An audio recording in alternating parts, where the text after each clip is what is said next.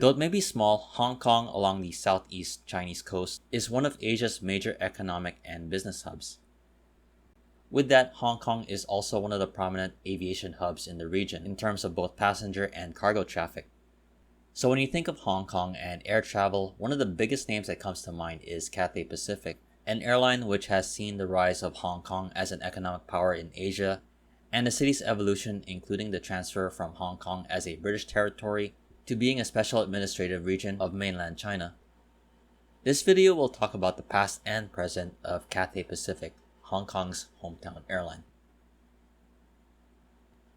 The history of Cathay Pacific as we know it today traces its start to the aftermath of World War II. The two prominent men in the early stages of the airline were pilots Roy Farrell and Sidney de Decanto. Farrell and Decanto were experienced pilots in that they were among a group of pilots who were operating the hump, which involved passing over the highest mountains in the world, the Himalayas. Together they saw a new challenge, which would be to transport cargo between Australia and China. At the time, Farrell had an import-export business based in Shanghai, and this would be the base of the initial airline operation.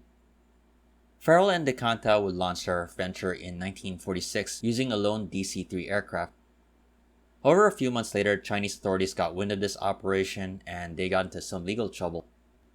Because of that, the two men shifted the base of operations to Hong Kong, a place where it would eventually become one of the most recognizable brands of the city to the rest of the world.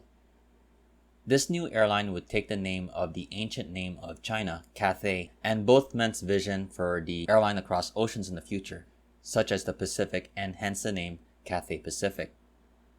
After the initial founding of the airline, Cathay Pacific would launch its initial routes to regional routes in Asia along with some in the Middle East. To facilitate this, the airline was incorporated and in 1948, and big shareholders were brought in. Among them were John Swire and Sons, a prominent company based both in the United Kingdom and Hong Kong. This would be a major shift in Cathay Pacific's history, as this company is now known as the Swire Group, the largest shareholder of the airline. Among the first destinations were Manila, Bangkok, Singapore, and Shanghai. Eventually, the airline would expand more with the acquisition of Hong Kong Airways, a competing airline at the time, which would set the scene up for the 1960s and 70s. To start the 1960s, Cathay Pacific would expand further into Japan, and among the most notable achievements was it being the first international airline to start flights to Osaka in Japan. The 60s was also a period of transition as the airline was receiving the first jet aircraft. This led into the 1970s, and in 1971, one of the prominent aircraft, the Boeing 707s, was received by Cathay Pacific. 5 years later, in 1976, the first freighter version of the 707 was received, and this would be the start of a long history of operating cargo flights. Looking beyond the Pacific, Cathay Pacific was eyeing flights to London.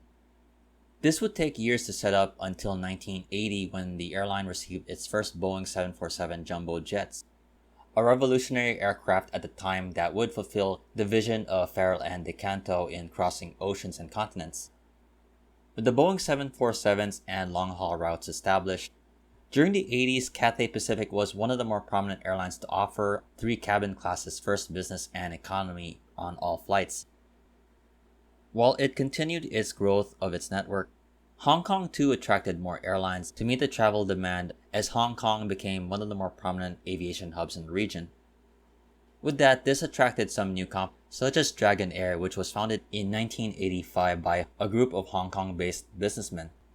While there was a growing list of foreign airlines to choose from to fly to and from Hong Kong at the time, this was the first local challenger to Cathay Pacific since the former Hong Kong Airways. However, this challenge was quelled in 1987 when the Hong Kong government established a one airline, one route policy, which would ensure Cathay Pacific would get the most prominent routes. This would limit Dragon Air's reach to mainland China and select resort destinations in the region. A few years later, Cathay Pacific and the Swire Group would get a majority stake in Dragon Air, which allowed Cathay Pacific to adjust its mainland China routes, and thus keeping its dominance in the Hong Kong air travel market. Both airlines were collaborating at a time when Hong Kong was in a transition period from a British territory to becoming a part of mainland China. In line with the handover of Hong Kong, During the years of 1997 and 1998, the airline went through some administrative and operational changes. Among these, and one of the most prominent changes, was the transfer of Hong Kong's airport from Kai Tak to Chek Lap Kok. Being the hometown airline, Cathay Pacific operated the first flight to land at the new Chek Lap Kok Airport, a non-stop flight from New York's JFK Airport to Hong Kong. While challenged by the Asian financial crisis, in 1998, Cathay Pacific would be one of the founding members of the One World Airline Alliance.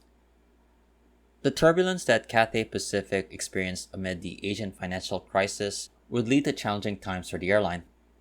In 2001, the airline had a dispute with a group of pilots known as the 49ers over work conditions and pay. But the real challenges was brought on by something that other legacy carriers like Cathay Pacific has experienced with in the 2000s, which was the growing competition and more choices for travelers.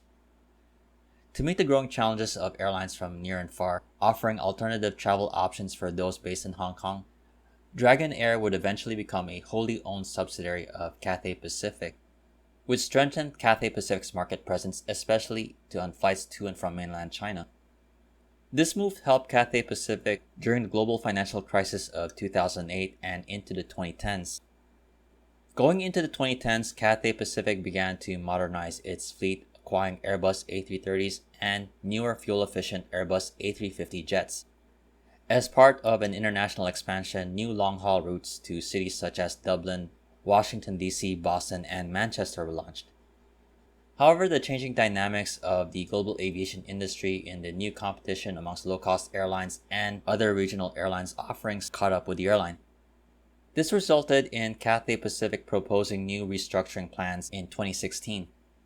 In line with its restructuring efforts, some of the older aircraft, such as the Boeing 747, after decades of service with the airline, were retired. Dragon Air would also be rebranded as Cathay Dragon.